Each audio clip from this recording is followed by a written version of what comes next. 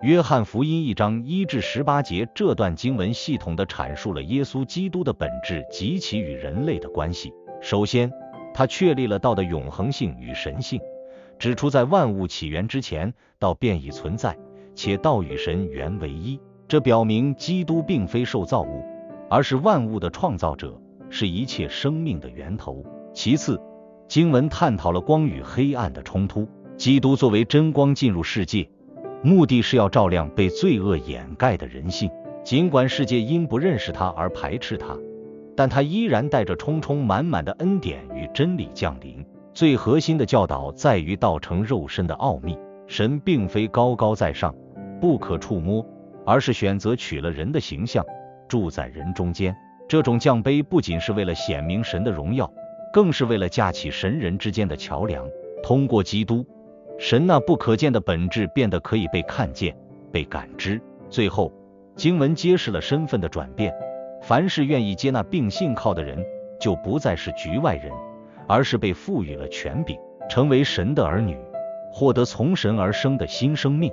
如何回應面對這一宏大的真理？回應應當體現在生命態度的轉變與實際的行動中。第一，在心態上由拒絕轉為接待。人應當承認自身生命中存在的局限與黑暗，不再試圖依靠自我的道德修養或成就來尋找出路，而是謙卑地打開心門，接納基督作為生命的真光。這種接待意味着承認他的主權，並接受他所賜予的新身份。第二，在生活準則上由律法轉向恩典。回应者不應再被束縛於死板的規條或恐懼之中，而應活在基督帶來的恩典與真理裡。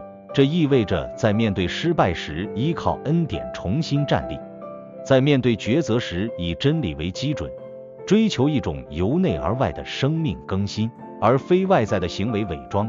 第三，在社會角色上由旁觀者轉為見證者。既然領受了那份不屬於自己的恩典，就應當像燈台反映光芒一樣，在人群中反映基督的榮光。這要求我們在言語中帶有真理，在行為中帶着恩典，通過愛與公義的行為，讓周圍的人能夠從我們的生命狀態中隱約看見那位不可見之神的慈愛與聖潔。這種回應是持續一生的過程，是在日常點滴中不斷活出神兒女的樣式。